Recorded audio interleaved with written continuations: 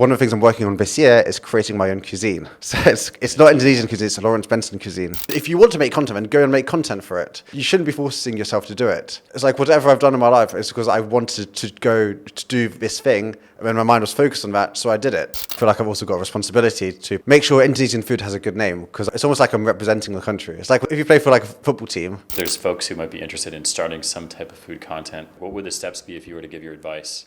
My advice would be to... You know what? I'm actually quite nervous right now because I've got all of these show notes. You've got all these show notes with all this information, and I can't see what's on it. Exactly. And I'm a bit scared. You won't. This is my favorite part because it's always there's always so much to the guest, and there's so many cool layers of each person that I dig into. And you also did the favor of sharing 2 contacts of yours, so I was able to ask some friends some questions that you don't know about. So No way. I've got some good close friends of mine. Yeah. Well, you sent it to me. It was Dom, and then it was Josh Goodwin. And they actually got back to you. They did because I didn't think they would. To be honest with you. They both did. They're both really good, and they had some great answers, some funny stuff. And I think a really great way we can start this is, how is it that a shy kid from England, who went from playing RuneScape in his mom's house to now interviewing top celebrities and athletes around the world? When you put it like that, it sounds crazy, doesn't it? It does. No, honestly, growing up, I was such a shy kid. Like, as my friends must have told you. Yeah. Like, he would literally come over. I would sit on the top floor. No, I'd be on the middle floor. He would sit on the top floor, and we would call each other on the landline whilst we're playing RuneScape. And that was actually my entire childhood. Well, my teenage years, just playing RuneScape after school. I didn't go out that much. Like, played some football, but I mean, RuneScape was my entire life. And now I'm like interviewing like Jason Derulo, doing partnerships with like La Liga, Grab, and it's just been a wild roller coaster. It's insane. So how did content play a role in confidence? Like, and how did you start wanting to create content? Well, actually, I trained to be behind the camera. Actually, I went to uni, went to film school, because I always loved making videos. I loved creating stuff. Yeah. But I never believed in myself where I could be actually in front of a camera. Yeah. And I did some stuff with YouTubers and how to see how they operate, how they work. And it was actually because of COVID, start of COVID, where I was literally put into the hot seat and was forced to put myself in front of a camera because I saw the way the industry was going. Wow. More so, production companies would get lesser budgets from brands, and the budgets would actually go to creators themselves, even though it would be like one or two man teams. That's it. So I realized, hey, I really need to step up my game and go in front of a camera. And since that transition, it completely changed my life forever. And at what point did you start doing food content to the point that you realize, okay, this is catching on? Because the first videos that are at least public on your YouTube and TikTok are more kind of on, hey, I rented this villa in Bali, and it's kind of like the lifestyle category, and then you started eating bits of food, and then when did you realize that this started to catch on as a niche you could go into? To be honest with you, straight away. So I was quite lucky at the time because I was the only foreigner making TikTok videos at the time. Maybe I was like 1 or 2 people in the whole of Indonesia, 300 million people, and I realized all these Indonesians were on this TikTok app. No one was making content here, especially in Bali. None of my friends were on it. They were like, TikTok is this stupid app. People are just dancing on it. It's for kids. And that was the consensus. That was the mentality behind it. And straight after, I was posting some, as you said, some beach videos, some sunsets, nice villas. And then as soon as I did one food video, that kind of blew up, got 20,000 views, which at the time was a lot. Yeah. And then suddenly I realized, hang on, if I just keep posting a video every single day, even if it's 1 minute long, the platform will reward me. And that's exactly what it did. Yeah. And it was only January 2021 is when I started posting every day. By March 2020, I hit 100,000 followers on TikTok. I celebrated it in Veg and Pat. And then after that, every single video was getting like 3 million views plus every upload consistently. And it got to a point where that's where I got to like 1 million followers on TikTok within like 8 months. And then that I kind of slowed down a bit. But around that time, YouTube started popping because I started repurposing all my content from TikTok over to YouTube, Instagram, Facebook, a bit on Snapchat, and all of them just started going crazy, especially YouTube. That's so good because I feel like one of the biggest challenges that a lot of creators face, I know I have, is is gaining success on one platform, and then even within that same content, even if you reuse it, it doesn't perform as well. But it doesn't seem like that was the case for you. So my tactic was maximizing the audience retention to the maximum second. So at the time, TikTok was 1 minute max, is 1 minute max. So all my videos I posted were 59 seconds. It was 59.12, like millisecond. So it was like a maximum of a 1 minute, and most of the videos were getting like 90% retention. Wow. And so I would just copy that. I'll just have that same video saved in my hard drive, and just upload it onto YouTube Shorts when it came out, conveniently at the exact time when I was trying to get into YouTube, Instagram, and Facebook. And now the limit, I think, is it's a minute and a half on Instagram, but 3 minutes on TikTok. No, it's more than, it's like 10 minutes on TikTok, and 3 minutes on YouTube Shorts. How important is it to go up to the threshold of the time? Do you think that the algorithm favors you using that entire segment, or do you think it's more important being hyper engaging, like short clips that are just full narrative? I mean, for me, both work, but for me, it was always about maximizing retention's time. So my metric wasn't necessarily how much money a video made or how many views it got, because some videos would blow up straight away and then would die off. My metric was how many seconds someone would stay on a video for. And for me, that was often around 53, 52 seconds from a 1 minute video, which is insane. That is insane. Sometimes even more, yeah. Yeah. And do you think it's very particular to Indonesia in terms of they really love seeing people eat food, whether it's Westerners or not? Like, do you think this same style of content could be replicated in another country? Right now, yes, I think so. In the past, I didn't think it was possible because I thought there was so much competition. And there are channels like the Korean Englishman, there's Jolly, do similar sort of shows. But I think Indonesia is so proud of their culture and their food that it really helped me. And also, here in Indonesia, they celebrate collectivism rather than individualism. So when they see another person doing well, they celebrate it. Whilst in the UK or in America, potentially, they see another person doing well, they may get some jealousy. Or they're like, oh, well, screw this person, and start hating on them. And so I feel like the fact I was in Indonesia at a time when no one was actually making this sort of content really helped me at the time when I created this brand, Laurence Benson. Pretty strong brand. And I've tried going into different markets, maybe in England and America, but hasn't quite worked so well. But I feel like if you're starting fresh with a nuanced show, even if it's about food, then yeah, for sure, and you're consistent, then the platforms will reward you. So do you think, you just mentioned something that I think is really interesting, and it's talking about how you've been creating a lot of content here and then you've tried to pivot in some cases. What happens if you stop making this food content here in Indonesia? Do you think you're able to pivot, or have you inadvertently put yourself into a niche? So last year I lost a lot of views. I lost loads of views because I lost a bit of motivation making content. Like, I was doing well, everything was going great, and I didn't have that spark to carry on because I've done so many videos, I've done so many dishes, and I thought, hey, let's see if I can. I'm going to sign with a UK agency and see if I can pivot into that market whilst retaining my Indonesian one. The problem is, a lot of Indonesians are.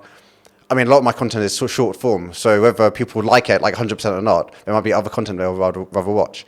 So I lost a lot of views. I lost like, my views got slashed by 10 times. And this was because you switched over to UK style? Yeah, and some of my videos were hitting the UK market, and the monetization was actually pretty good in the UK. The videos which got like a couple of 100,000 views was very good, but then I lost a lot of views. Yeah. And it wasn't consistent enough, and I was getting so much hate in the UK. And it was like, oh, you just want to be content creator. Because my persona was, hey, I'm a content creator, so this is my life here in the UK. And I was like almost taking a mick out of content creators of them being like unemployed and this is what we do. So, yeah, so I was playing on that, and then I got so much hate from that. Yeah, I remember that period of time when you were back in the UK, and I remember you spoke with friends of ours, and then my cousin as well, Mac, on the street. But one of the things that I thought was so interesting was you did receive crazy amounts of hate that was saying, hey, this isn't a real job, get a real job, all that stuff, and like, a YouTuber, what is that? You may as well call yourself unemployed. I remember specific comments, and like, on that, do you think that there is some component that plays into favoritism, I guess you could say, as being a foreigner here in Indonesia, whereas if an Indonesian were to go in the UK, they'd find more success by being this outsider? Or do you think that because of the culture in the UK, anyone who's trying to be an influencer would get And I don't know if influencer is the right word. It is more of like someone who's creating like an actual show, but more so on that. Do you think that there's a novelty component that really enables for success? So maybe for you to go back in the UK, it was more difficult because this is your home country. But if there's someone from Indonesia who went and did that, just as an example, do you think they'd find more success? I feel like if an Indonesian came to the UK, I'd find it a lot harder to do that. Yeah. I just feel like the fact I'm a foreigner in Indonesia makes myself quite unique. Mm-hmm. And the fact I'm bringing on foreign guests on to try their cultural food. Because you've got to remember, Indonesia is very religious. And religion also kind of ties into the cultural aspects. So when I'm trying like a cultural dish, it also ties into their religion and ties into their family, their growing up. And there's a really strong connection. In the UK, we don't really have that. Yeah. So if an Indonesian came over to the UK trying a shepherd's pie, for instance, I don't think we'll get the same traction, but no one's ever done it before, so I don't know. Yeah. I feel like there still could be a gap in the market, someone trying a food, the same style how I've been doing it in Indonesia. I'm not sure if it'll blow up as fast, but it depends what your goals and values are. So if you want to blow up for vanity metrics, for views-wise, then that won't happen there. But if potentially you want to make some money, because of a high CPM, that could work. Yeah. So it depends what your values are. It's so interesting that you compared the two or how, like the cultural significance of a dish and then how it relates to different things of religion and family and all those things. Where shepherd's pie in the UK doesn't have a religious or deeper connotation other than just like this is what we fucking eaten for centuries, and so there's not as much of an emotional feel to it. And so are there any dishes that really have a strong this is a very, very strong pride? Yeah, loads. Yeah, especially rendang. Yeah. So there was a story last year a couple of years back. So a guy in Jakarta opened up a restaurant and he served rendang, but with pork in Jakarta.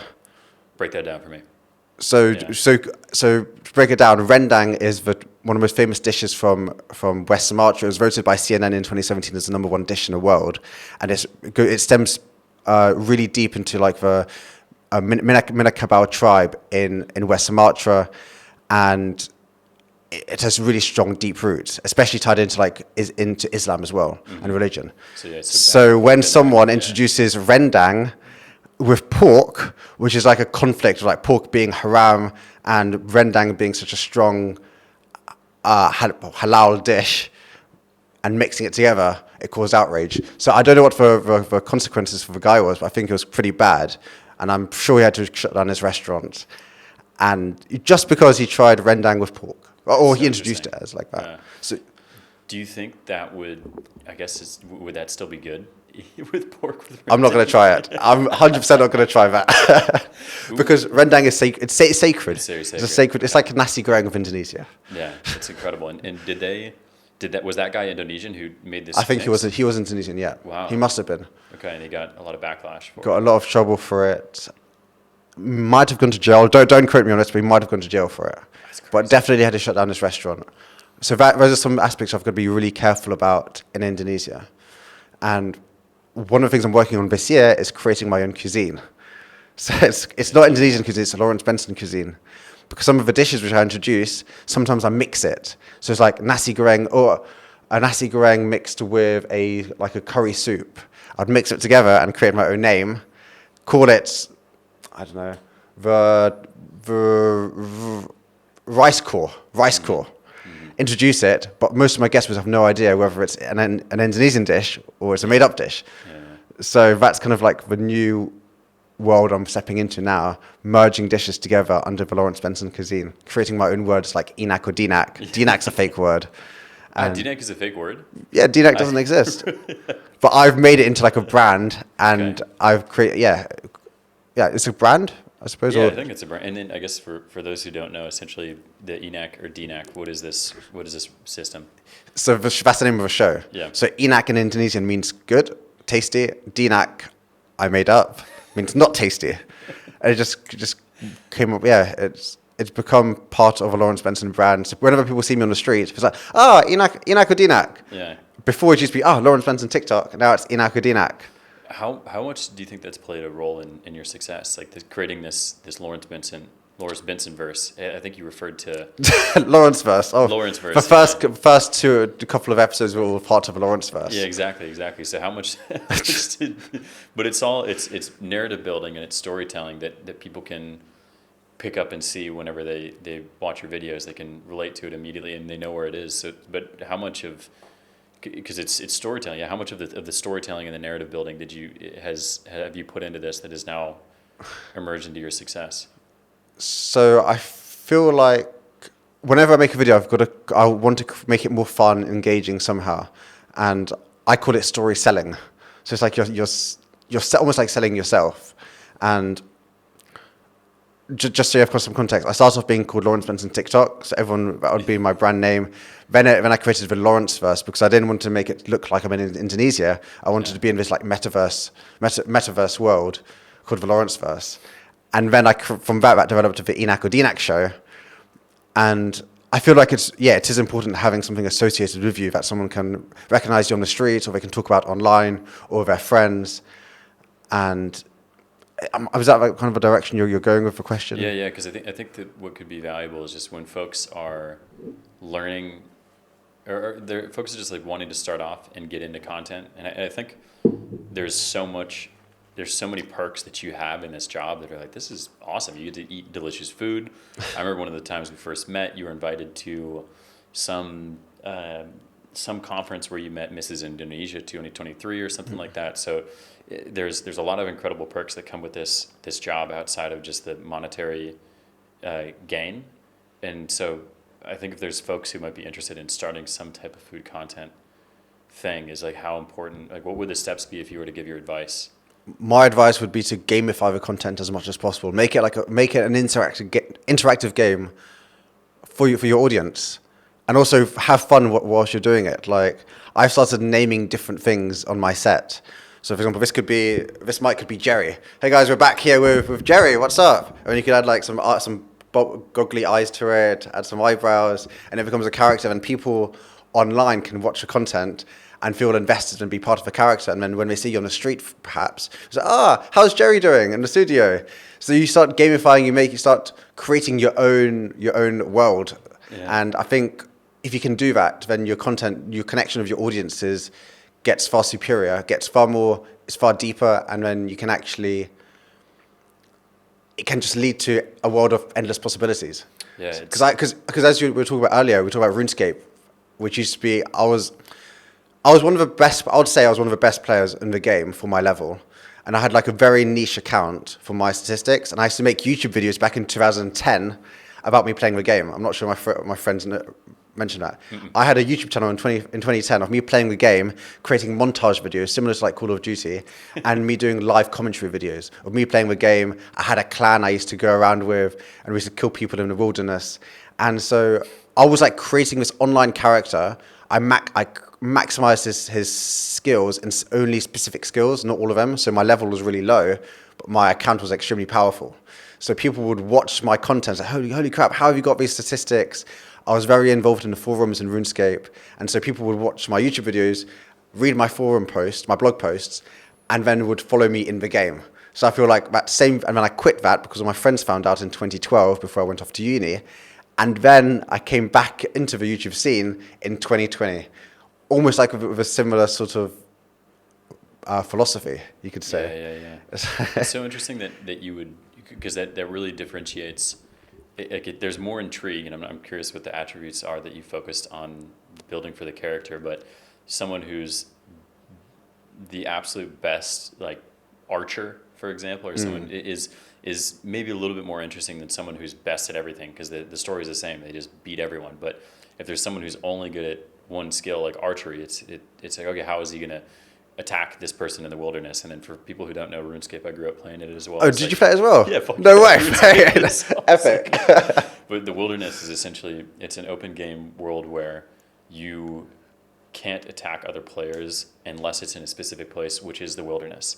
So it's like a free-for-all when you're in there. So the novelty and the interest, the intrigue that comes with it is like, oh, this guy's only got these specific things. And so then that's the the thing that people would want to see is like, how does that person respond in this conflict, that conflict? I imagine, is that kind of accurate? 100%. Yeah. It's like I was such a low level, and no one could quite understand how I was able to achieve these statistics. Yeah. These like 99 range, 99 strength, 99 attack, but 1 defense, Yeah. and like 32 prayer. So like it doesn't make sense to anyone who doesn't follow RuneScape, but my level was only like, it was level 62 or level 63 out of 128. So it was like half the level of any other account, but I could probably still take those accounts on if I wanted to with my own unique strategies. Then I'd have my own clan follow me as well, and we would like go to the wilderness, would kill random people. I'd be blitzing them, using my bow to attack them from distance, and I'd be hidden away in like behind the trees. So it was a bit like Robin Hood. Yeah, coming out from the abyss. But that's what I loved about RuneScape. You could create your own character, and no one in the real world knew that was me online, which was the crazy part. So even now, when I go back to the UK, no one knows that I've got a big online following, which is crazy. So when I meet new people, I always say I work in a cafe. I'm training to become a barrister. Yeah, just trying to work my way through life. Yeah, so, doing this and that. Yeah, that's literally what I tell people at home who I haven't met before. And I kind of like that because I can separate this world I live here in Indonesia, where, I mean, a lot of people know who I am. When I go back to the UK, and only my closest friends know, but everyone else has no idea.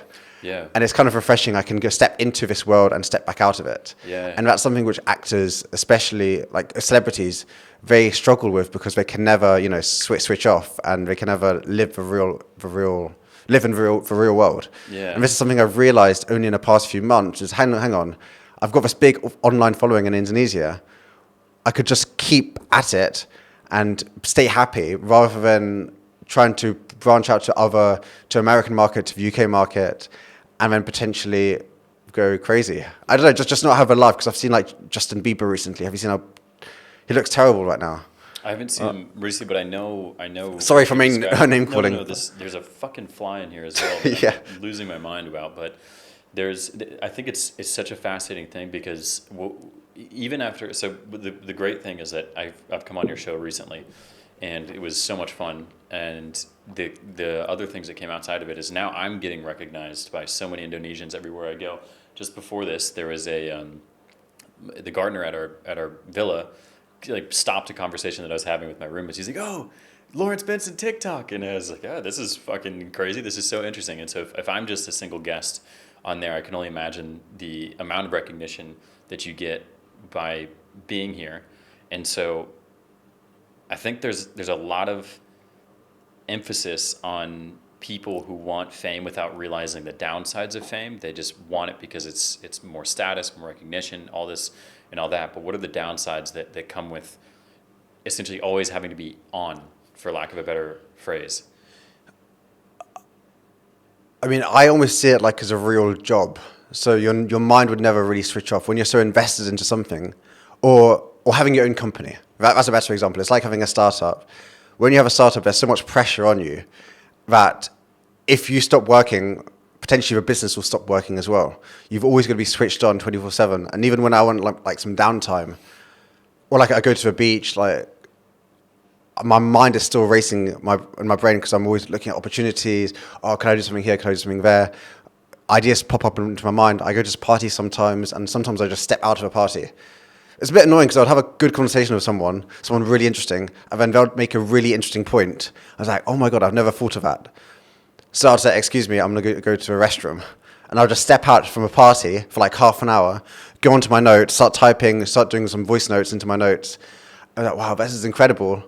And it's almost like an epiphany. Then I come back into a party and I'm like, I'm not enjoying it as much anymore because all I can think about is what this guy said and how it's applied to this Laurence Benson Laurence Benson verse. Laurence Benson verse, yeah, exactly. So, and then my whole life would be revolved around this concept around my career, and that's a huge it's got a benefit and a downside as well because you can't really be living a normal life anymore or be invested into it as much as you'd like to be. Secondly, sometimes it's a bit annoying when you get recognized, actually, because like I'll be in the gym and then I'll look around, or I could just sense there's people that recognize me and they want to say hello, but they don't say hello. But I'm like, if you want to say hello, just come say hello, rather than just waiting right to the end. And it's always when I'm like, I finish my set and I'm leaving, and they like run down the stairs, oh, Laurence, I watch your content, can I have a picture? And I'm like, just say it before. I guess that's not necessarily a bad thing. And then thirdly, it's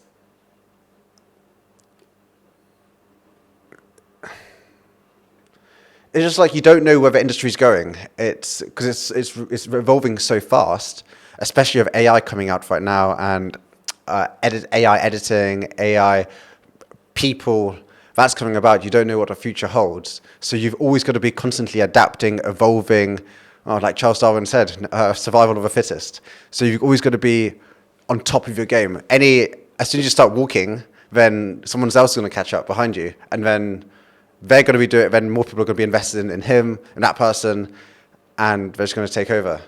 So it's kind of nice. I'm in this niche that not many people know about too well. And I've seen a lot of other creators doing similar sort of content as me. But then they always trying to get the views up, and then they pivot to something else, and that literally never works. I've never seen a single time that's actually worked. So yeah, that's definitely a big downside. It's like you've always got to be on your toes, like being prepared for what's next. Yeah, there's a couple interesting components. I'm just going to move the mic back a little bit just so I can ensure you get your face in the camera. Oh right. Yeah, just there, but more so, I think there's a couple things that I think are so fascinating. One is the way that your brain is working, and all of this is cool, because I've often heard the best way of finding something to do in life and also enjoying it is to know that you're like you can't differentiate between the two.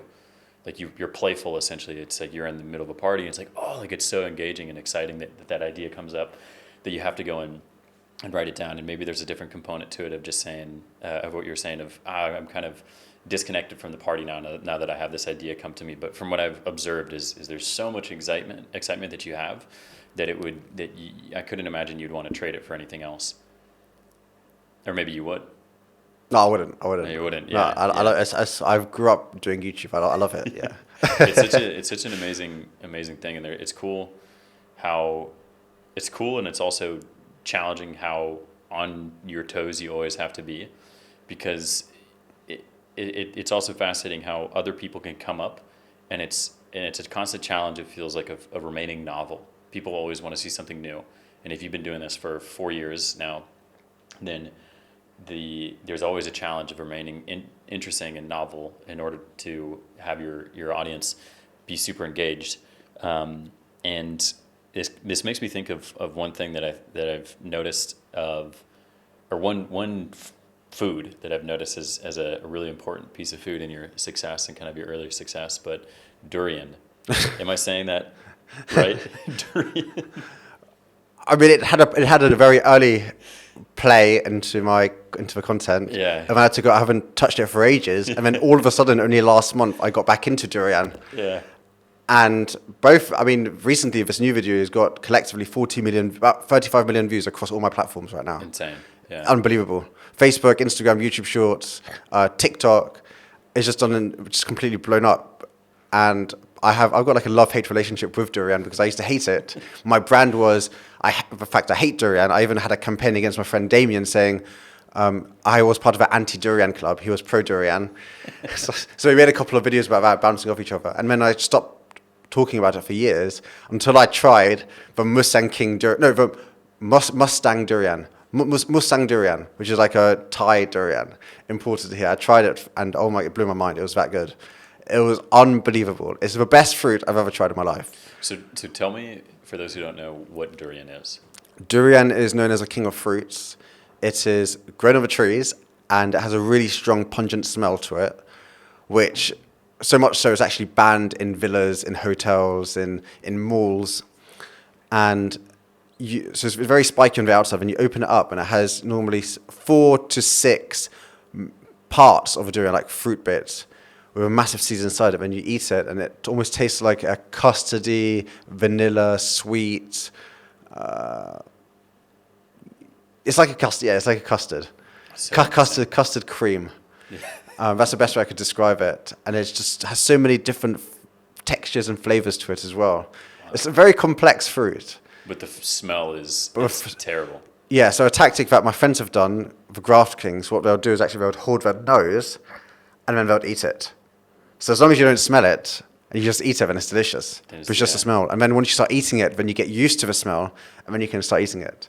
So for anyone who wants to try durian for the first time, go for a good durian, an expensive one. Sometimes I've been paying £40 for a durian, for one fruit, from House of and just hold your nose when you eat it. If you cut it, like, does it smell before you cut it? Or it smells. Okay. The entire fruit from the outside smells. Jesus. Then you open it up and it's game over. Oh my God. So if you bring it into your villa, does it just stink the whole thing? Yeah. I did a film shoot yesterday at a villa, and in the rule book, 2.5 million fine if you bring durian to the house, which is £125. That's crazy. It's absolutely crazy. Yeah. So it's played I remember looking, when I was doing my research, I saw one of the first TikToks that really, really blew up in terms of today's standards of views, 1 million views for a TikTok, and it was you trying durian, and it was gnarly. Have you ever, because food plays such a cultural role in and has so many different other contexts, religious, family, and everything with Indonesia, there's so many connections. Have you ever had reactions from a guest that have been so offensive or controversial that you've not wanted to share it? And if you have, how have you handled that? No and yes. The only time I have featured it is when I'd have an Indonesian comedian come on, and he actually does it, not on purpose, but he doesn't have a filter when he says certain things. And so he's happy for me to keep the content on. A lot of the time when someone says stuff which is like, giving very like minus scores or saying something which is really bad, I just get out of a video. You don't even include it?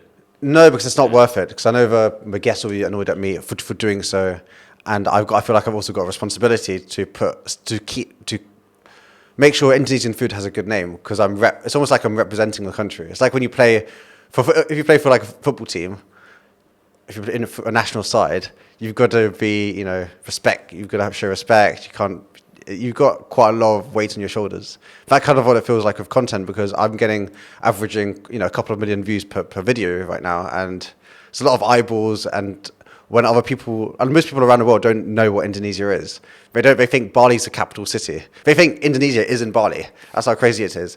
And so when I'm making content, in the back of my mind, I've got to think, okay, someone in America may watch this video. They may see one dish where someone says, this is horrible, and they may say, this is the worst thing I've ever tried. If I include that in the video, their perception of Indonesia is, hey, Indonesia has this terrible food. I'm never going to go there. I'm not going to try it. I'm never going to try the food. So I do have like a responsibility I have with my content. And then what's happened in India right now, India has such a bad I feel like on the internet right now has such a bad name for its food, because all the videos you see is like the street food, people using their feet to get the food, put it into the cups, which I've been to India. It's nowhere near as extreme as what you see online. And I think Indian food is fantastic. It's my top 3 favorite cuisines in the world, actually. So it's just like any creator has a what's the word? Responsibility. A responsibility for the content they put out. So going back to your question, I don't want to put out content which shows Indonesia in a negative way. So I just remove it. Do you think you have more of a responsibility in putting out positive content over remaining what could be considered as authentic? With the content I'm making, of course it's important to be authentic, but I do understand that I've got a responsibility, and I'm in another country as well.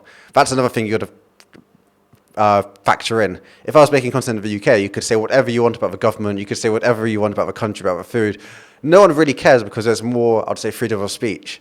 Here you've got to be a lot more careful, because you can actually be in trouble for defaming a business. If for example, I try a brand, like a chocolate bar, and I say, this is the worst chocolate I've ever tried, this is disgusting, and throw it in the bin, that company can sue me for defaming the company. for defaming a brand, even though it does taste like garbage. So, Yeah. and you don't have it in America or in the UK as much, but here it's actually there's a law behind it. Yeah, it seems like a very tricky thing to navigate, and what I often have seen with it, just the more and more I've come into the content game, is it is very difficult to remain authentic in the way of it because if you put out a lot of positive stuff, it's interesting to compare the two of Indonesia and India, because if you put out positive stuff, then it gets really well received in that country, and then you can grow tremendously. There's sometimes it's referred to as a hack, and what I've seen by certain creators is they'll talk about a country that they may not actually enjoy being in. I think India is a good example because there are great things about India, but there's also a lot of negative things about India, just as there is with any single country. But people will inauthentically give an overly positive view on something for the sake of clout, you should say. And it's a very interesting thing to like what is the higher responsibility, is positive message or authenticity? And then there's another interesting component which you shared in it that is, it's much easier for you to criticize the UK because you're a UK citizen, but criticizing something here, and I feel the same when someone outside of the US criticizes the US. It's like, well, you don't really know the nuance of American culture as much as myself or other people do. I welcome your criticism, but at the same time is a harsh opinion given on a topic is like sometimes I get defensive with the thing in my head is like, you're not really American. But then at the same time, I drop my wall and allow the criticism. But then again, in America, you have very divided opinions. And that's why the content does so well, because the more outrageous, the content which does best is not the one which makes you happy, it's the one which gets you angry. That's the content which does the best on social media, actually. Specifically with the US, yeah. And UK and Europe too, I'd say. No, right, it's all across social media. Yeah. But if you do it in Indonesia, or like some countries where maybe it's more strict, it could backfire massively. In America, like, I'm not going to say names, but there's certain people on the right who I hate. Yeah. Also certain people on the left I hate as well, who are just very extremist. But they're playing that character really, really well, because they get like a really strong following who will do whatever they say.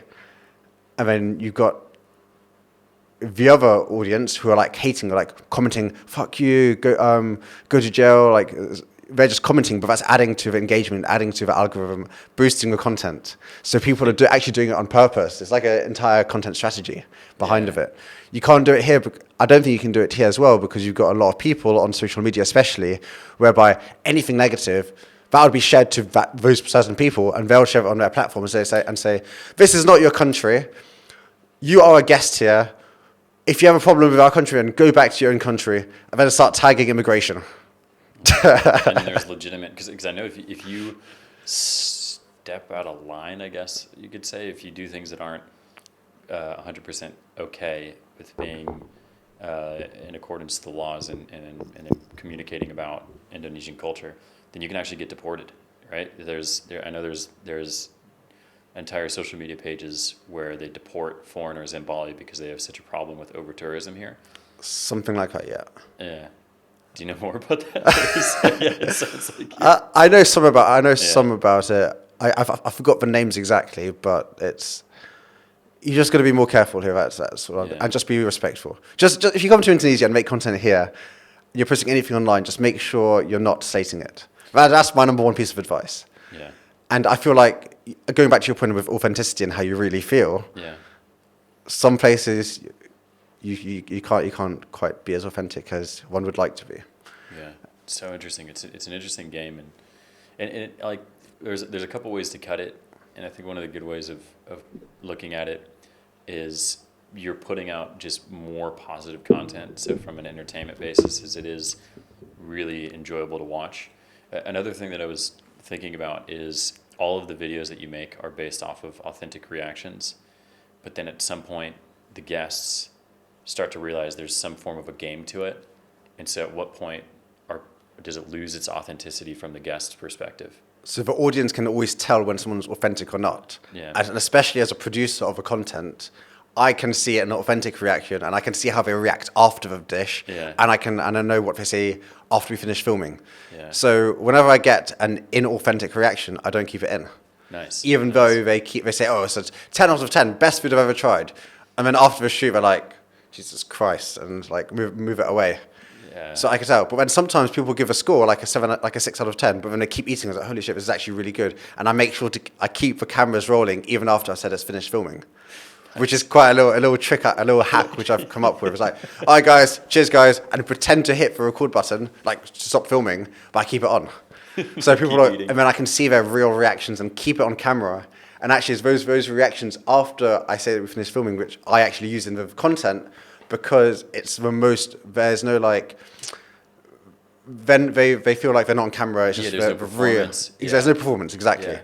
Which is why even at the start of this podcast, I really like the initial bit when they just start pressing record and I like sit down, we have a little chat, because that's a bit when sometimes the guest is the most themselves. That's who they really are. And then as soon as they know the camera's on, then there's like a facade they put on. Completely. It's something that is so hard to get out of, and I'm sure, like I still am in that phase where like I in my head am realizing that this is a conversation that is being listened to at some point. Like in my peripheral, there's a fucking camera there, and there's one here, and so getting out of the performance act is different. And have you been able to find your own true authenticity while being on camera, or is there still a little bit that's kind of okay, hey, this is a performance, or is that something that comes with time, or how do you get closer and closer and closer to being Laurence Benson on camera?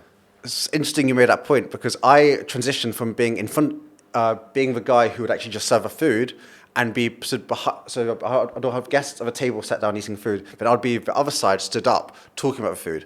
But then I felt like, I'm not really engaged in the content as much, so I started putting myself into the video. But what I realized is as soon as I'm in front of the camera, like sat down with the guests, I'm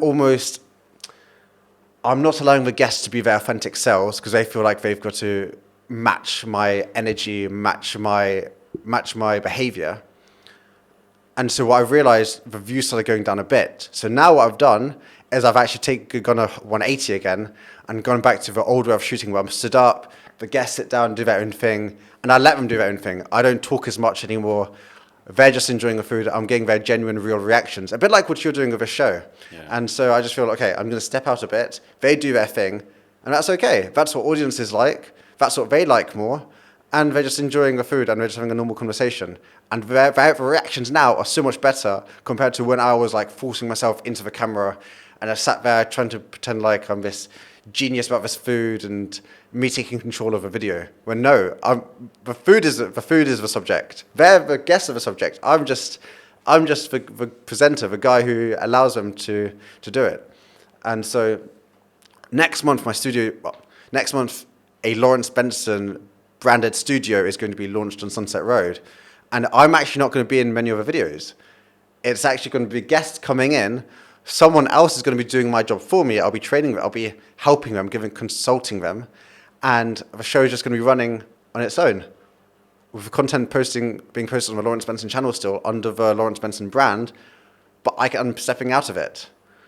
And that is the future of Laurence Benson. Wow. And you're the first person I've actually told, well, I mean, on camera. Yeah. And this is Laurence Benson becoming a channel rather than myself. That's so interesting. And it's almost like you're losing the ego a bit. It's like you're stepping out. I know what I've created with the Laurence Benson brand. That can run in itself. I can go to other countries. I can be making content in other countries, whilst the show here is still going on, and just create a system behind it, almost like what a business is. So I realized and with AI coming about, I could literally be in America. I could even film myself. All I need is just a picture of myself, put it onto it as AI, and it can generate my mouth moving, me interacting with the guests. I could even have like an iPad, if I wanted to have an iPad whilst the guests are sat down. I could be talking to them that way and just AI myself into the studio.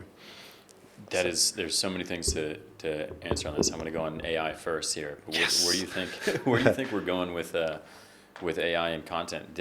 What you're saying is so fascinating, because you're essentially removing yourself from all of the maybe more tedious parts of just the actual filming, which is in many cases the same, or is really fun, but now it enables you to do more. But it removes the human from it completely.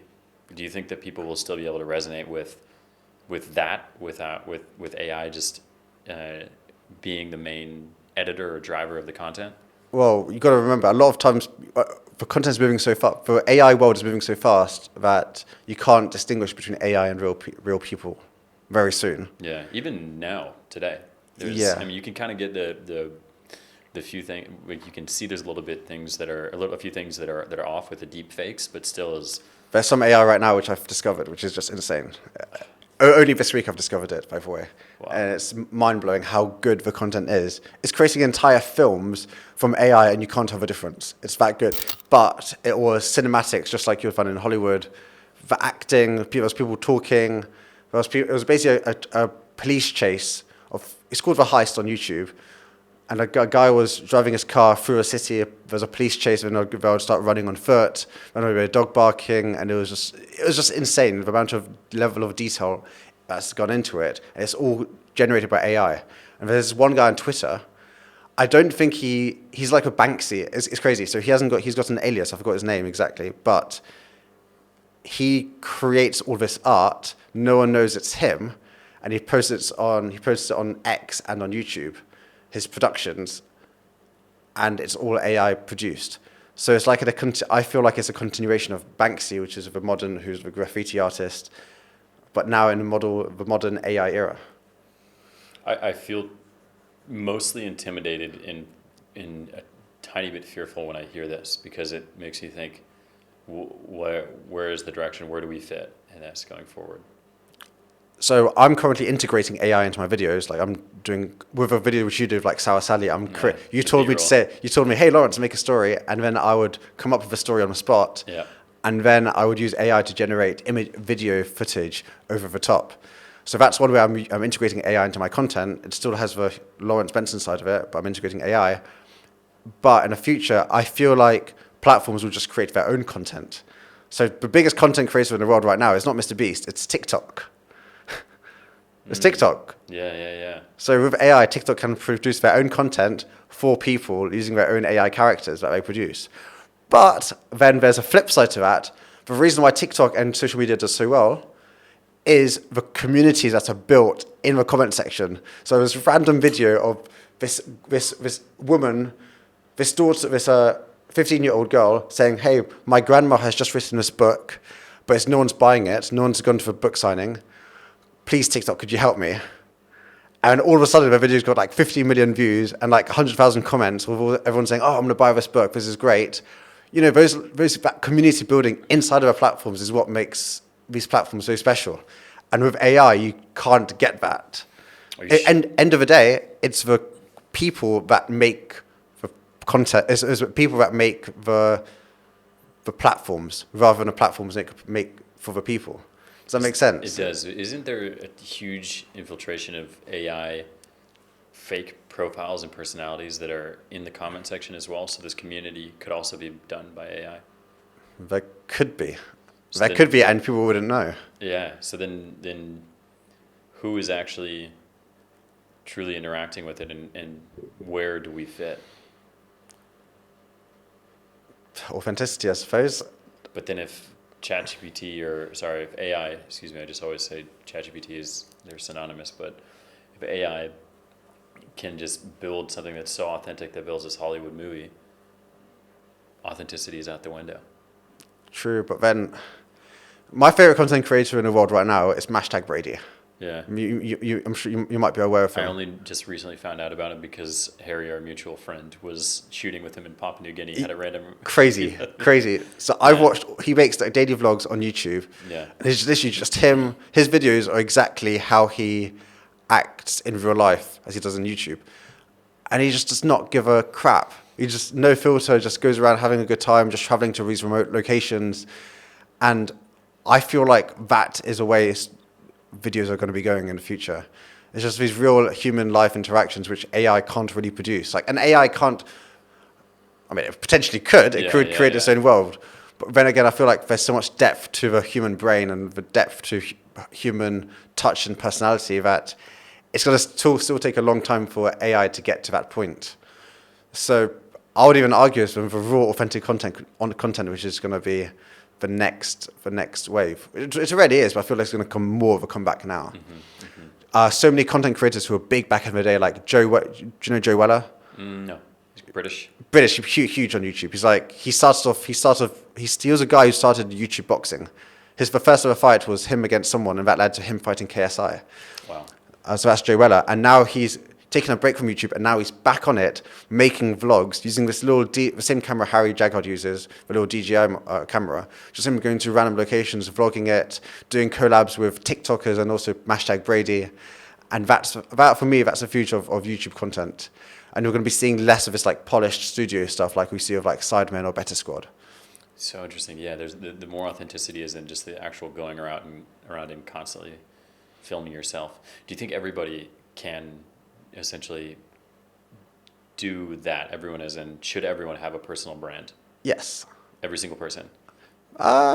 Yes. So if now I'm imagining this and it's extreme, Bali is probably the closest thing to it, where you have people always filming themselves with a camera. And so it kind of becomes the norm, but now if the whole entire world is just filming themselves like this, then where does the actual authenticity come in if they're always talking, if they're building the relationship with the audience here, but they're maybe not as much as building relationships? So when I said creating a brand, I guess it doesn't always have to be the influencer vlogging type thing. It could be more aesthetic. There's so many layers to building it. Yeah, there's different layers to it. Yeah. It could be like a host having like a brand on Facebook community. So that's what I meant by having their own brand. But I do feel like a lot of people I feel like there's a lot of opportunity for a lot of people to be making content. They just don't believe in themselves. And everyone has an interesting story to tell. And it doesn't have to be them going out on the streets. It could be just them in a setting like this. Them having chats about their specific niche or business which they're in. It could be like someone loves to cook. Just sit down with your friend, talk about cooking for an hour, and you could reach out to so many other like-minded people who also love cooking and have that own unique world they're in. There's a guy called Pat Flynn. Maybe you've heard of him. He's a podcast. He's a business guru guy. Is he Irish? I forgot. Wait, might be Irish. Pat is an Irish name. Yeah. But he's a big guy in business. He's multi-millionaire through his YouTube content. Okay. And now he started, I think it's on a separate channel, he now opens Pokemon cards. He's found this niche of Pokemon cards where he has no idea about Pokemon or whatever, but he's just documenting his journey of how he's like learning about Pokemon, how to trade them, understanding the value of them, and just educates his audience whilst he's learning himself. That's how I got big on with Indonesian on TikTok, because I was like learning about Indonesian food. He's doing that for Pokemon cards. So I feel like everyone could do that in their own nuanced ways. And I feel like anyone could do that because everyone's got a smartphone. Your phone has a microphone, and YouTube is accessible for everyone. There's no barrier to entry. Do you think there's a specific age, maybe not so specific, but like at least a time in someone's life in which they should prioritize making content of some form, building a personal brand, and possibly a moment when they should not, and they should focus on just being and living and gaining experience? Before I would give a different answer. Now it's different. Now I feel like it doesn't matter what age you are, to be honest. I've seen so many businesses fail because they haven't been able to keep up with the current social media. They'll think, they would be stuck with their own ways of doing business, of marketing, like offline marketing. And suddenly, all these like much younger people are doing social media. They've just totally destroyed their entire company and taken over the industry, especially in like the cosmetics world. And but anyway, going back to your question, I think if you're in the younger you are, the better it is to like experiment with stuff. I feel like if you have a family, it's a lot harder, and if you have a stable job, it's a lot harder to doing other stuff. But at the same time, all it takes is you just put your phone on record for 5 minutes, record yourself. Doesn't even need any editing. Do that consistently every day, and then that can build its own. It's a little side hustle which could develop into something. And it's something which you enjoy doing and you have expertise in talking about. So that's my advice. Just spend 5 minutes talking to the camera. One of my best friends, Laurence Benson, he literally works for 10 minutes a day where he's so good at talking now, he just presses record of the camera, talks to it about Chelsea Football Club, a football team in the UK, talks about it for 10 minutes, switches off the camera, puts it straight into editing software, exports it straight away with like some graphics, which is already pre-made by his thumbnail, by his assistant, takes him maybe 5 minutes on there, exports it, uploads onto YouTube, and that's his entire day done working. 15 minutes max per day, and he's killing it. And he's got the number one Chelsea fan channel on the internet. Yeah, I actually saw his page when I was doing research on you, and I can't remember how I led it to you, but is he not related to you? He's not related, but we are from the same hometown. We went to uni together. We lived with each other at uni. He dropped out in first year to pursue YouTube. I actually gave him his first ever shout out on YouTube from my RuneScape YouTube channel, which is crazy. It all goes back to RuneScape. Exactly. And then he moved out to, I was doing some work with him, where I'd like follow him around as a videographer. And then he moved to Bali. I came with him to Bali in 2018. I fell in love with Bali. He fell in love with Bali. And we both ended up making Bali our home for the past seven years now. That's so cool, man. So I'm asking these. I'm just going to go back a little bit. I'm asking these questions on if there's an appropriate time to start content, because as I'm doing this, I'll be asking questions and then I'll release reels based off of short form clips here that then I start giving my own opinion on things, and oftentimes I'll be sitting there and I'm like, dang, I'm 30 years old and I still have so much more to experience. It feels a bit surreal or strange to be giving advice, like life advice, on how to navigate a very, very good life, because I think there's so much still ahead of me. So it feels very interesting that there are certain roles where people want to be a really popular thing now in our age. You're around my age as well, Yep. right? Is there's so many life coaches, relationship coaches, and all of this stuff, and it's interesting how often people will speak with conviction, but maybe not actually know how to guide people through those things themselves. And so there feels like there's some danger in terms of who you get advice from or who should be actually giving that advice. That I can see on the other side of that is that you're kind of documenting your journey of discovery, of saying, okay, I'm kind of learning the world through these episodes, to take me for example, through the experience that you're sharing with me. And so the advice that I can gain is through that education. Yet at the same time, does that make sense? It's kind of a weird thing to balance in terms of should I be giving life advice at this stage, or should I just be experiencing and trying to gain as many experiences as possible? Are you talking about yourself right now? I think, like, just as an example, but more so broader speaking, is like on should there be a moment in which people should start content versus gain life experience, if that makes sense.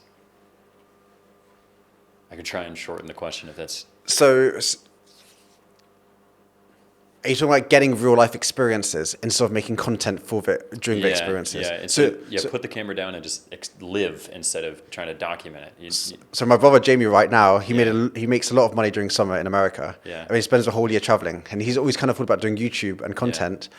But then he realized, hang on, am I doing this for YouTube with a camera, or am I doing it for myself? Yeah. Because I'm experiencing life. And there's a fine line, which is very true. Because your YouTube becomes like a game, almost like, that gets intertwined with your experience of real life. It gets intertwined with content, and you can't really differentiate the two, which is I think is a huge problem. So yes, you should be experiencing life, but then I also feel like you could be making content at the same time. You got to be documenting this, yeah. I don't know. It depends on your values and what you want. I mean, if you want to make content, then go and make content for it. You shouldn't be forcing yourself to do it. Yeah. It's like whatever I've done in my life is because I wanted to go to do this thing, and then my mind was focused on that, so I did it. And there's so many times I remember back in 2018 when I was like traveling Australia, I'm so happy I've got all this content still saved on my hard drive of me traveling around, me experiencing Australia, because I traveled from north to south, and I've still got all the content there which I can look back on.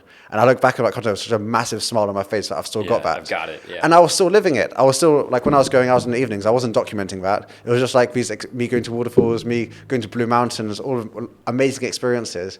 And some of that is on camera, and it's such I'd recommend that to everyone, to be honest. So yes, I do recommend people making content. Yeah. Yeah. On their lives. On their lives, yeah. Yeah. I do recommend that. So, this is hilarious. Yeah, I do recommend it. For those who didn't hear, we just had someone open the door, and one of the things that I was reflecting on today, which is relating to this, and then answering a phone call here, and then how we then shot the food content with you when I came and joined your show, is production is, and oftentimes from how I see it and how I felt it, is meant to be this kind of beautiful chaos, but at the same time it's like this crazy chaos, but then everyone pauses to be able to record and do things like this. And what I noticed when you were recording and when we were doing this is it, to me, it was the first experience, so it felt like it was like the way we experience it for every single way, but for every single shoot that you've done. But you were telling me it wasn't. We went to a villa that was not the one that we were supposed to shoot in. They were out having another shoot. It was chaos there. You had injured your foot, so it added another component to it. You were quickly trying to find another way to go and film, another place to go and film. We found a villa next to it. We get there, then there's your team that comes at the wrong time, and we have to coordinate all these other components. Then there's food getting delivered. There's other guests that are coming in and out of the house, and then all of that added with the potential investor who's sitting in the corner watching to see if he wants to invest. He was a right-hand man of investor and the main architect. But still, he's someone who's assessing on whether or not he's like, okay, should I give this crazy fucking dude some money or not? but the beauty of it was it was still so well done, and it was just in how you navigated the beautiful chaos of getting the video done while kind of keeping a level head. How is it that you've been able to build this strong mentality of, okay, hey, shit's going to happen, but we're going to keep going? End of the day, it just comes down to experience. I've been doing this so long that I know that things do go wrong. Yeah.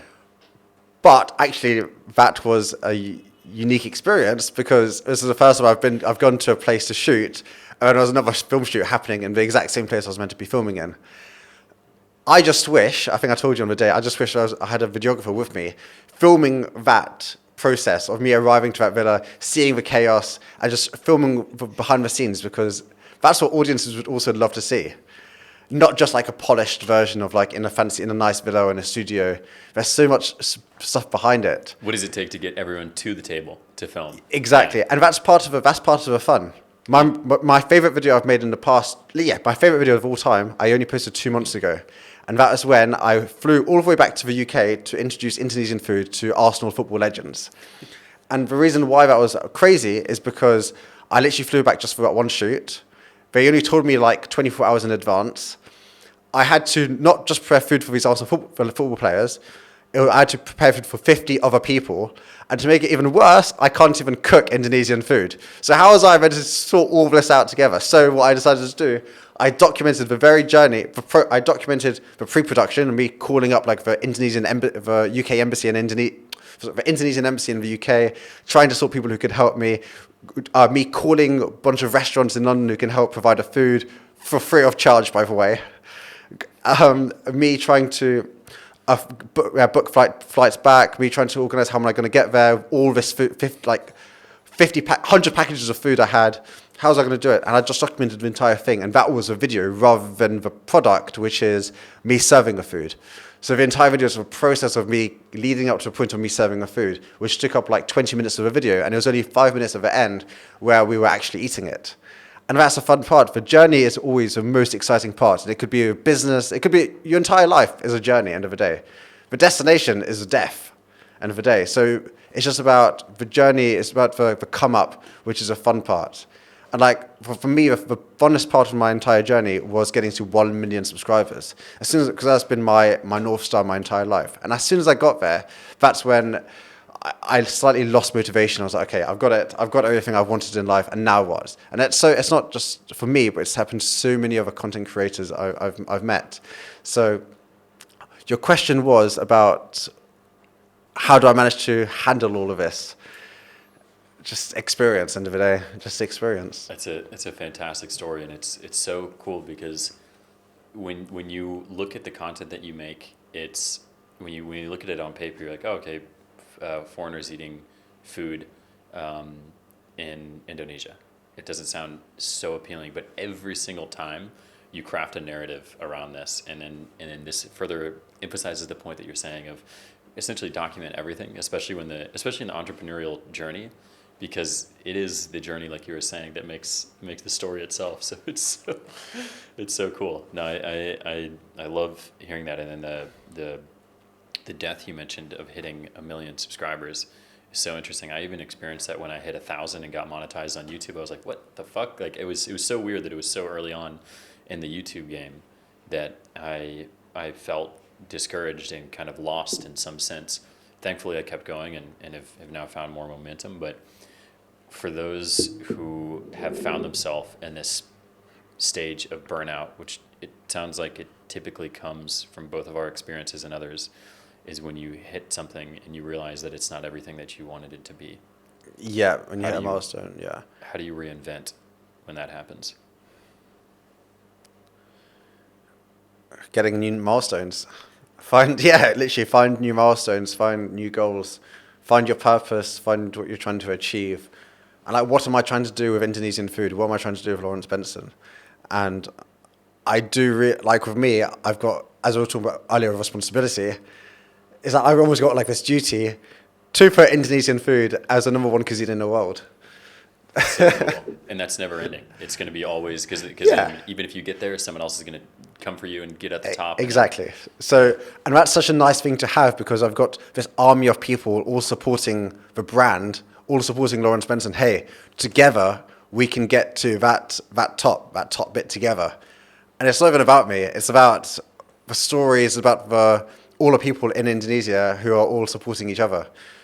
So yeah, one day Indonesian food will be the number one cuisine in the world, and that would be incredible. That's amazing. So with that in mind, and going back into the multiple components that make up the Laurence verse, what do you think is more important in selection, the guest or the dish? Neither. It's more about the story of the video. The best. When you say, what's your point? Are you measuring a metric on success, how successful a video is? Yeah. And what's your metric? Views. I guess I'll default to you on what you would determine as success. There could be views, but it could be views or it could be engagement, I guess. But I mean, views comes with engagement. Yeah. Or the amount of money made from a video. What is the metric? Let's do views, because that could be impact, and then money not necessarily, but views is impact. Okay, sure. Yeah. So a good impact video is a video where a dish comes out, initial interaction was like, oh my God, I'm not eating that. That looks horrible. Disgusting, okay? And so that creates curiosity for the viewer. They're like, oh, okay, there's a dish here which they're not going to eat, but are they going to eat it? And then they start kind of like fiddling through it, like seeing what's inside, and that provides more intrigue, interest. And then suddenly they start eating it, and then they're not sure if they like it or not. So this is the most ideal video I'm creating right now. They eat it, they're not sure if they like it or not, but it's better than they thought. That's important. It's better than they thought. It's not like, ugh, disgusting, go away and go to the toilet, whatever. They enjoy it, or they're not sure. Then, if you mind, when you kind of discuss with their friend, are you enjoying it or not? And they're like, I'm not sure if I'm liking it or not. Then they keep eating it. And then before I reveal whether they actually like it or not, this is when I introduce the story. I'm like, okay, this is why this dish is famous in Indonesia. This is the cultural relevance of it. This is why a lot of foreigners may not like it, but I'm wondering if you like it. And then they say whether they like it or not. And I say, hang on, the more I'm eating it, the more I like it. This is actually delicious. And then I start asking questions like, could it potentially be successful in their own countries? And I start asking questions like how it would, if this would do well in their own home countries, and then it leads to their ratings out of 10. But it's like that question of if it would do well in their home country. Yeah, because then people like in Australia may watch a video and say, hang on, if this person likes the video, maybe I'll like. If this person likes this dish, maybe I'll like the dish. So I don't always ask that question, but I'm always trying to relate it back to their home country somehow. So yeah, that's kind of the narrative, basically for each dish. That would be like the best scenario. So interesting. Yeah. So then I guess in that it sounds like it's hard to determine because there's so many factors if they work in cohesion with one another. But if it were to be because it has to be a dish that individual doesn't like, but then they end up enjoying. So Exactly. it could be neither essentially. But the dish also has to be known by a lot of Indonesians to be able to watch a dish in the first place, which is a problem I come across now because I've tried so many dishes that now I'm trying to find new ways of introducing it to the guests. So it's like almost like reinventing your content, reinventing yourself. And you probably felt the same with your own podcast. It's like, how do you constantly develop it into new levels? So you've introduced like your interviews on outside, going to prisons now, having like different themes. So yeah, you're part of it. You understand the journey. You could always reinvent and gamify the content. Yeah, it's really interesting because I keep hearing from folks like niche down, niche down, niche down, and niche down, which I also often find resistance to, and it sounds like you kind of had that a period as well when you went to the UK and wanted to broaden. But I guess there's still so much creativity that you can find within niching down, and it's just a matter of that constant reinvention. Yeah. So actually, my dad, his number one advice was like, don't branch out. Keep your niche, Indonesian food, but you can play around with it in any way. Integrate it with like football. Integrate it with history. Integrate it with AI. Create your own storyline. Now, as I mentioned earlier, I'm creating my own Laurence Benson cuisine. So imagine there'll be 5 dishes that come out. 2 of them won't actually be Indonesian dishes. They'll be my own creations. Or there'll be creations influenced from Indonesian food, which we've tried before. And then I'll just come up with a brand new name for it. Chensu, which is like cendol mix of milk, because susu is milk in Indonesian. And it's like introducing these new dishes, but if the audience doesn't know about it, if it's real or not, the Indonesians watching it, they can see aspects of a dish which they recognize, and they are curious to see if they work together. Yeah. So that's like my next big step is creating Laurence Benson cuisine. I love it. Yeah. I absolutely love it. Yeah. It's so cool that it's around. And creating a recipe book, if anyone wants to follow it, creating recipe books, they can actually create Laurence Benson dishes. Amazing. Yeah. Man, well, I think we're getting close to time, but is there anything else that we didn't touch on that you wanted to discuss today? I feel like childhood is such an important part of anyone's life. So you've got to really think about what you do, what really excited you as a kid, what were you doing as a child, and like in your spare time, like after school, what were you doing? So when I was a kid, I was playing Lego. So I'd have this massive Lego collection, and I was really, really good at like, if I was like an instruction manual, I'd create it really, really well to the exact points, and I could like visualize it, and then I was also creating my own inventions from that as well. And I did this test once whereby I did terribly in like it was like a cognitive test, and I scored in the top 0.5% in the UK of visualizing shapes together. So I'm a really visual person, but I scored like a bottom 5% in actually in writing and communication.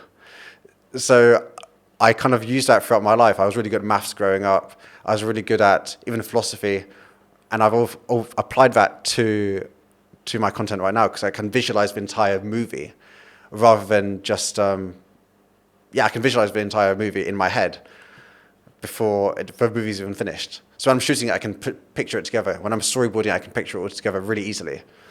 So just think about what you were really good at growing up and apply that to whatever you want to do in your life. I love it, man. Yeah. And how do you want to be remembered? Just as a good person, to be honest. As a good person. I'm not looking to leave a legacy. I just want to be just be a good person. So I can get offended really easily. Like if I've upset someone when I didn't mean to upset them, I was like making a joke. Sometimes people take it to heart. I'm like, those are moments that really hurt me most, to be honest. So I just want to be remembered as a good person and do good things and not really put down other people, especially publicly. Yeah, well, my friend, I can tell you, you're doing a good job of it already. I appreciate it. Yeah, and likewise, you're smashing it. Yeah, this has been fun, man. It's so fun to create, and I appreciate how much advice and encouragement you've been giving me as well. So it's been really cool. I'm excited to continue making stuff together. There's a lot of Absolutely, stuff. and it's great that you are in a similar sort of, well, you're living in Bali, same as me, and there's a lot of scope for collaboration, opportunity, and I think what you're doing with the show is so important because it's not often people can, just having a conversation like this is so good for the soul. Yeah.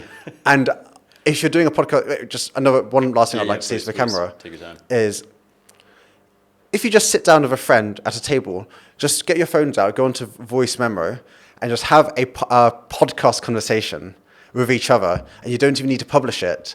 That is such a great use of time, and it's so great for your soul, and it will make your friendship even stronger. I've always had a great time. I mean, I've had a great time today on your show, and you asked such thought-provoking questions, and you got some stuff out of me which I didn't even think, which I've never mentioned before on podcasts. That's awesome. Or even to my friends. So That's awesome. It's great that you've been able to identify those, and even speaking to my friends in advance. That's such a unique way of gathering hidden information from someone. So yeah, I was a bit scared going into it, to be honest, because there's always notes on your lap, and I think you do a fantastic job. So honestly, keep it up, and just make sure you keep developing it in your own way. Yeah, thank you, man. I can't tell you how much that means, and no, I deeply respect you coming on because it is so crazy when you go there, because you go into an interview. I'm doing one with Marcel, who you introduced me to, in 2 weeks, and I'm thinking in my head like, oh fuck, like I'm actually nervous about this, even though I do this all the time. But are you going on his one? Yeah, I'm going on his. Oh, awesome. Yeah, so it'll be really cool. Talk and do podcasts. Yeah. Really excited, but no, man, it's wonderful, and I love the idea of just sitting down with a friend and just hitting record, because there's something about having it captured that now makes you really, really engaged and hyper focused. Like the setting here also adds to it, the fact that it's just us, and then the appreciate you calling these things out, because the way that I want to do this and the way that I want to approach every single conversation is pay you the absolute most amount of respect that I can give you by understanding your life for every single depth of, or every single layer that there is, so that then you can highlight those things, and also at the same time ask you questions that are hard to answer so that you can then answer them. And I like how you're giving your own opinion afterwards. You mentioned earlier in the podcast how you're going to get some of the information which you've uncovered from guests and give your own opinion, which is really important, because you're always putting a spotlight on someone else, but you need to shine more of a spotlight on your own self, because you're actually a very interesting guy, and you've got a lot to say, and you're just giving the limelight you're giving a microphone to other people, but give your own opinion, which you are in these shows, but I think you should be doing it more. Yeah, I mean, that's advice you gave me after the show, so I need to take it to heart, man. I need to do it more.